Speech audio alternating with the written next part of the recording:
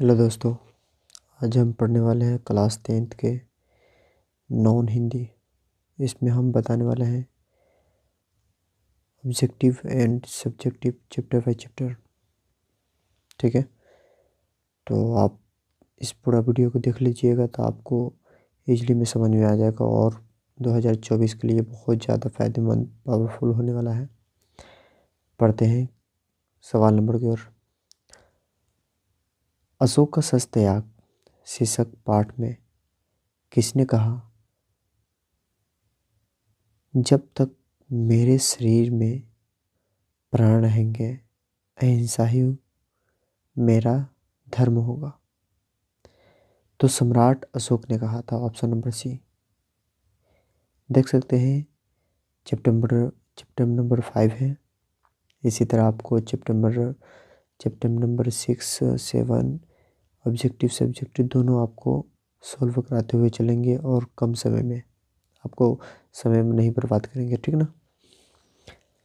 अगर आप पूरा वीडियो को देख लेते हैं तो बहुत ज़्यादा लाभदायक होने वाला है, समझ लीजिए आपके लिए 2024 के लिए। और हम वीडियो बहुत कम ही डाले करते हैं, वही वीडियो डालेंगे जो आपको पूरा में पूरा 100/100 टकराए। ठीक है। क्वेश्चन नंबर 2 है, अशोक और सभी सरदार कैसे वस्त्र धारण किए हुए हैं। अशोक और सभी सरदार जो है वो पीला रंग के वस्त्र धारण किए हुए हैं। Option number D. शस्त्र त्याग के बाद अशोक ने कौन सा धर्म अपनाया। शस्त्र त्याग के बाद अशोक ने बौद्ध धर्म अपना लिया। Option number D. तिब्बत में बौद्ध धर्म का प्रचार प्रसार किसने किया। तिब्बत धर्म में बौद्ध धर्म का प्रचार प्रसार जो है अतीश दीपंकर ने किया। ठीक है। Option number B.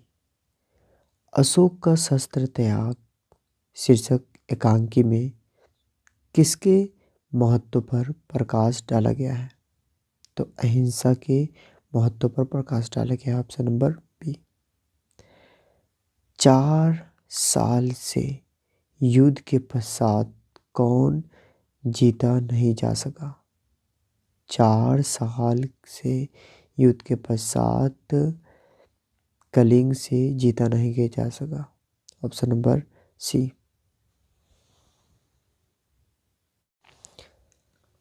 अशोक का शस्त्र त्याग के लेखक का नाम क्या है। अशोक के शस्त्र त्याग का लेखक का नाम है Vanshidhar Shrivastava. Option number C. Kalinga महाराज की कन्या का नाम क्या था। कलिंग महाराज की कन्या का नाम जो था वो पद्मा था। ऑप्शन नंबर ए। फेंक कर चलाए जाने वाले हथियार को क्या कहते हैं। अस्त्र। और हाथ में चलाए जाने वाले को शस्त्र कहते हैं। तो फेंक कर चलाए जाने वाले को क्या कहते हैं। अस्त्र। ऑप्शन नंबर ए। बुद्ध शरण गच्छामि किसने कहा। अशोक ने कहा। Option number B. कितने साल के युद्ध के बाद भी कलिंग नहीं जीता जा सका। तो 4 साल के बाद, 4 साल के बाद भी कलिंग जो जीत नहीं पाया अशोक ने। Option number D.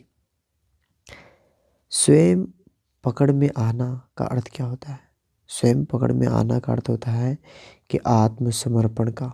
Option number B. मैं स्त्रियों पर शस्त्र नहीं चलाऊंगा किसने कहा। तो अशोक ने कहा था। Option number B. कलिंग दुर्ग खुलने पर किसकी सेना बाहर निकलती है। तो स्त्रियों की सेना बाहर निकलती है कलिंग दुर्ग के खुलने से। Option number B.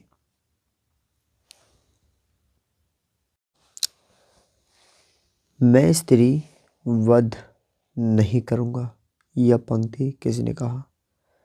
अशोक ने कहा। Option number D. कलिंग संबंधित क्या चीज़ से है। कलिंग का संबंध जो है पद्मा से है। Option number B. देख सकते हैं आपको हमने बताए थे कि chapter by chapter objective subjective आपको क्लियर कराएंगे, तो लघु उत्तरीय प्रश्न क्लियर करा रहे हैं आपको। सवाल नंबर पहला है कि पद्मा को अशोक से बदला लेने का अच्छा अवसर था, तब भी उसने अशोक को जीवित क्यों छोड़ दिया? पद्मा निहत्थों पर वार नहीं करना चाहते थे। उसने अशोक की प्रतिज्ञा, वह स्त्रियों पर हथियार नहीं उठाएगा, को याद उसे जीवित छोड़ दिया।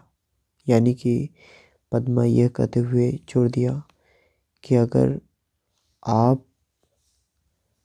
हथियार नहीं चलाएंगे तो हम भी निहत्थे लोगों पर हथियार नहीं चलाएंगे। तो इसलिए पद्मा ने अवसर पाकर भी अशोक को जीवित छोड़ दिया था।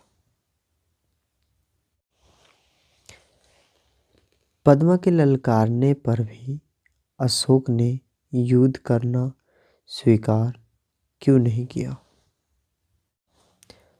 पद्मा के ललकारने पर भी अशोक युद्ध करना स्वीकार नहीं किया, क्योंकि उसके सामने कलिंग महाराज की वीरांगना पुत्री पद्मा उनसे द्वंद्व युद्ध करना चाहती थी। अशोक कहता है, तुम स्त्री हो, तुम्हारी सेना भी स्त्री की है, मैं स्त्रियों पर शस्त्र नहीं चलाऊंगा। वे अपने सैनिकों को आदेश देते हैं, अपने शस्त्र नीचे फेंक दो। यानी कि वो नहीं चाहते हैं कि स्त्रियों पर किसी भी तरह हथियार चलाएं। अशोक का मन युद्ध से कैसे बदला?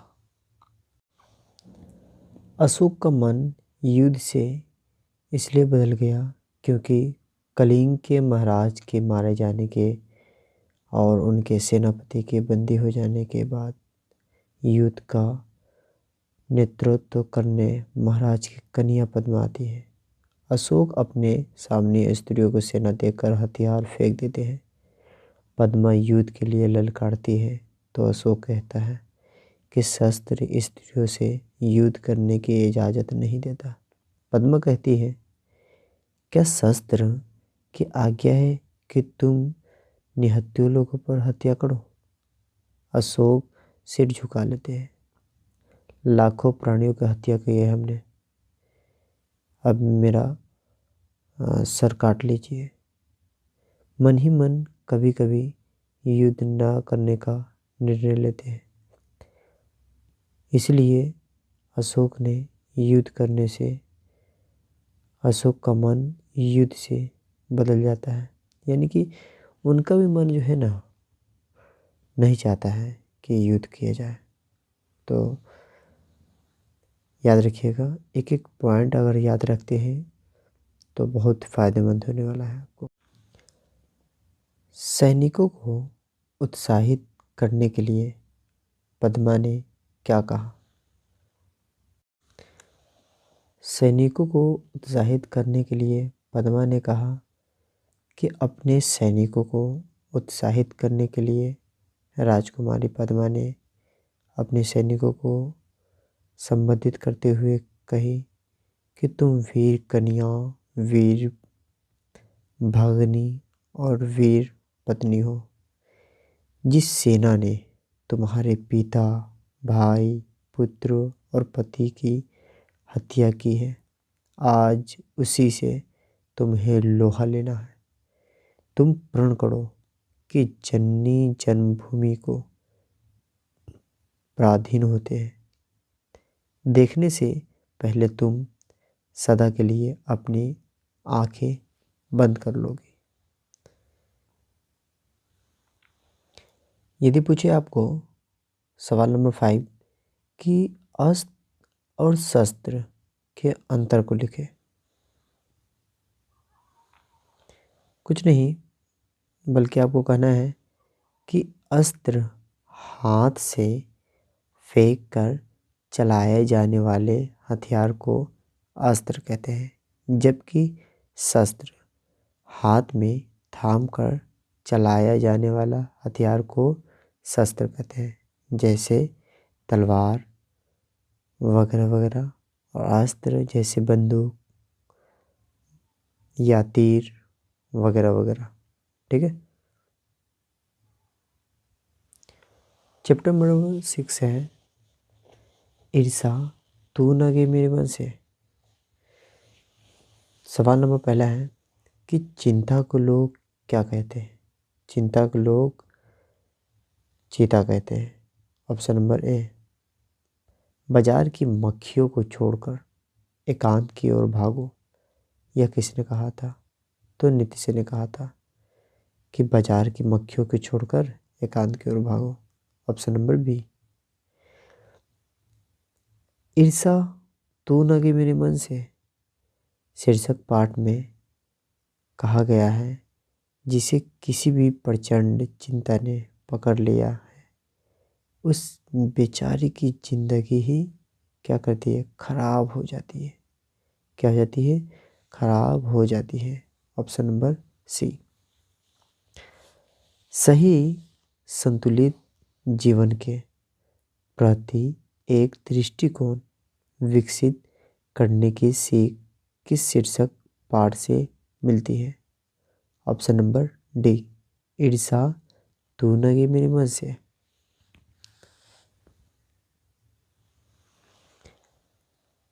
किनके विभव की वृद्धि से वकील साहब की कलेजा जलता है?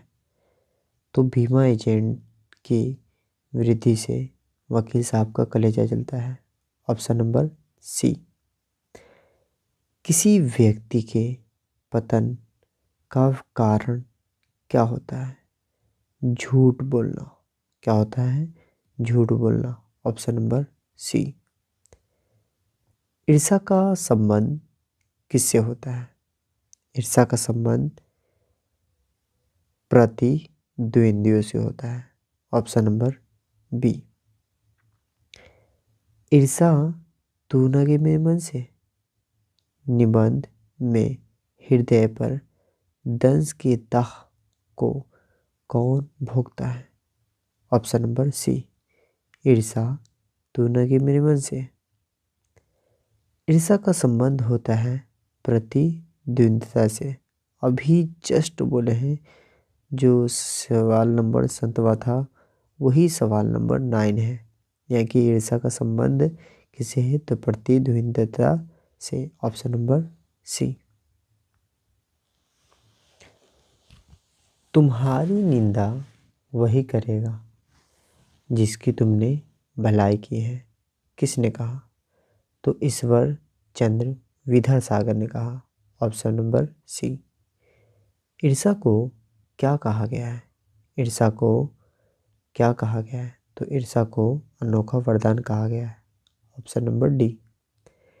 दिनकर किस रचनाकार के नाम से जुड़ा है? दिनकर रामधारी सिंह दिनकर के नाम से जुड़ा है। Option number B. नेपोलियन भी स्पर्धा करता है सीजर से। क्या चीज से? सीजर से। Option number B. हमें नहीं होना चाहिए क्या? ईर्षालु हमें नहीं होना चाहिए। Option number C. ईर्षा तू नहीं मेरे मन से पाठ से लेखक का नाम क्या है? तो Ramdhari Singh Dinkar. Option number A.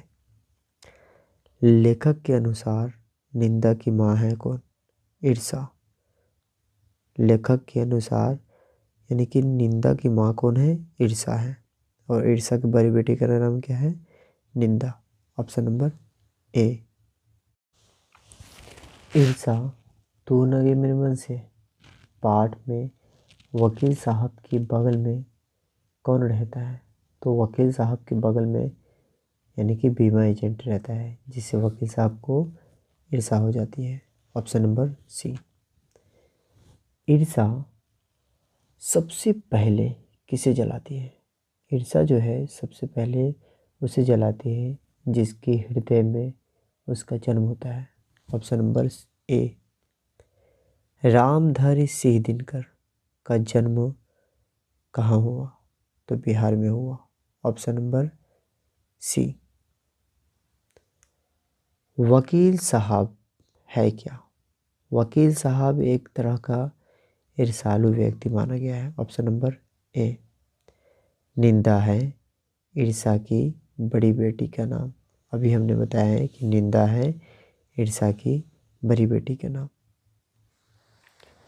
Ramdhari Singh Dinkar द्वारा रचित पाठ का नाम क्या है? तो पाठ का नाम है ईर्ष्या तू न गे मेरे मन से। ऑप्शन नंबर ए। मूल रूप से रामधारी सिंह दिनकर है क्या? मूल रूप से रामधारी सिंह दिनकर जो है निबंधकार है। Option number C. यार ये तो बाजार की मक्खियाँ है जो अकारण हमारे चारों ओर भिनभिनाते करती है। ऑप्शन नंबर सी। नीतीश ने कहा था। लेखक रामधारी सिंह दिनकर के घर के दाहिने कौन रहता है?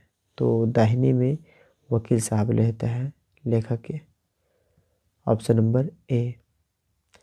लेखक रामधारी सिंह दिनकर को रोचक निबंध ईर्ष्या तू न गे मेरे मन से किस पर टिप्पणी की जाती है? Option number C. रोजमर्रा के व्यवहारों पर। बढ़ते हैं इसके लघु उत्तरीय प्रश्न की ओर। देखिए आपको सवाल नंबर पहला है कि ईर्ष्या से बचने का क्या उपाय है? देख सकते हैं कि 2014 में पूछा हुआ है, 15 में पूछा है, 17 में पूछा है, 21 में पूछा है, हो सकता है हम कि 24 में पूछ दें।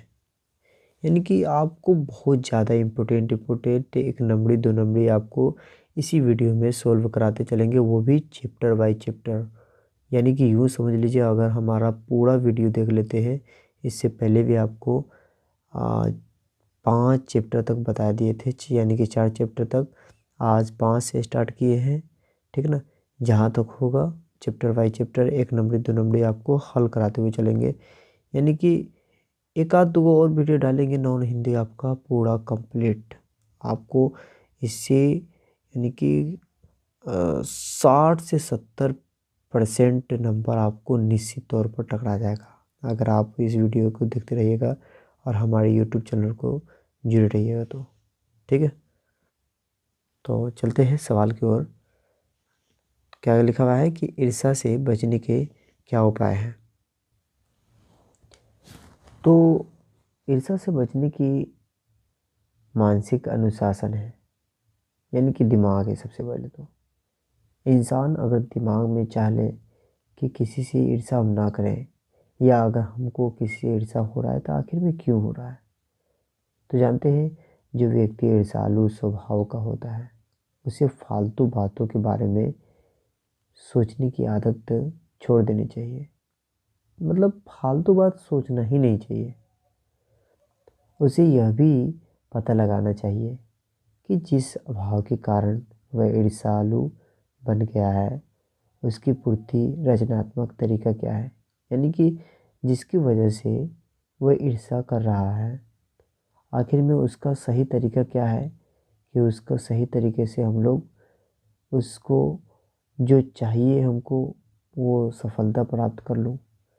यानी कि इंसान को जो है कभी भी ईर्ष्या अगर करनी चाहिए तो अच्छी चीज़ का। यानी कि अगर कोई आगे बढ़ रहा है ये नहीं कि उसके पीछे लग जाना, नहीं। यानी कि इंसान को अपना लगन मेहनत से वैसा बनना या तो उससे बेहतर बनना, कभी भी उसके चक्कर में नहीं पड़ना। यह दिलो दिमाग में रखना कि हमको उसके बारे में सोचना ही नहीं है, ठीक है। तो आसानी से ईर्ष्या से हम लोग बच सकते हैं, ठीक है। फालतू बातों पर नहीं ध्यान देंगे, ठीक है ना। देख सकते हैं सवाल नंबर दूसरा कि ईर्ष्या को अनोखा वरदान क्यों कहा गया है?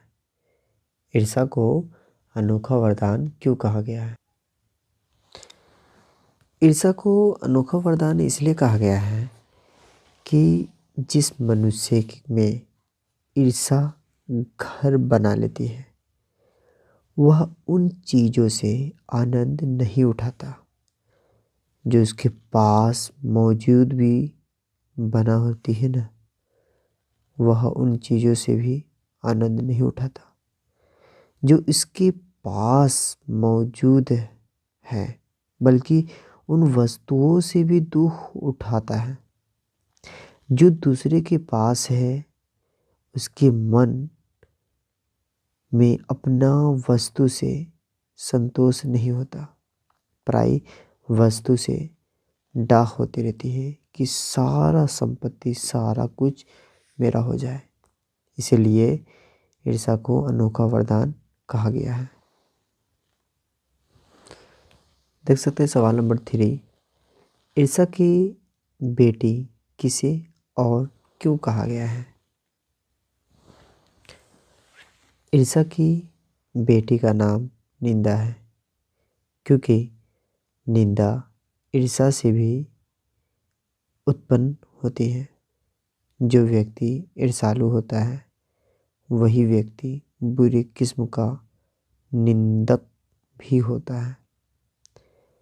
दूसरे ही निंदा वह इसलिए करता है दूसरे की निंदा वह इसलिए करता है कि इस प्रकार दूसरे लोगों के नज़र में अथवा मित्रों की आँखों में गिर जाएंगे और तब जो स्थान रिक्त होंगे इस पर अनायास में ही बिठा दिया जाएगा। यानी दूसरे की निंदा के द्वारा अपना बड़प्पन पाना चाहती है, तो ऐसा कभी नहीं होता है। देख सकते हैं सवाल नंबर क्या है चौथा, कि ईर्ष्या के लाभदायक पक्ष क्या हो सकता है। तो इसका आंसर जो नहीं दिया है समझ लीजिए ढंग से, तो इसके हम मौखिक भाषा से बता रहे हैं आपको। ईर्ष्या के जो लाभदायक पक्ष हो सकता है, अभी हमने आपको बताया है कि किसी को देखकर हमको अपने अंदर वो उतारनी चाहिए, उसके हिसाब से हमको लगन मेहनत करनी चाहिए ताकि हमको वैसा बन सके या उससे बेहतर कर सके। यानी कि इंसान को कभी भी ईर्ष्या करनी चाहिए तो अच्छी चीज़ों का, ना कि उसके पीछे लगने का, उसके बर्बाद करने का, कभी भी नहीं। यानी कि ईर्ष्या के लाभदायक पक्ष हम लोग हो सकता है, हम लोगों को हम लोग महसूस कर सकते हैं, इस्तेमाल कर सकते हैं। यानी कि देखेंगे कि कौन आदमी सबसे ज़्यादा सक्सेसफुल है, आखिर में वो है तो कैसे है, तो उसके जैसा बनने की कोशिश करेंगे हम लोग, उसके जैसा क्या कहते हैं हिस्सा करेंगे कि वैसा मुझे भी बनना है, जिद पैदा करेंगे, तो आसानी से उसका लाभदायक पक्ष हो सकता है। सवाल नंबर 5 है कि वकील साहब सुखी क्यों नहीं है। वकील साहब को भगवान ने सब कुछ दिया है, सब कुछ, खाने पीने से अच्छे हैं, बाल बच्चों से भरा पूरा परिवार है, पत्नी भी अत्यंत मृदुभाषिनी, मगर वे सुखी नहीं है। अपने पड़ोस की बीमा एजेंट के विभाग की वृद्धि से उनका कलेजा चलता रहता है, इसलिए वकील साहब सुखी नहीं है।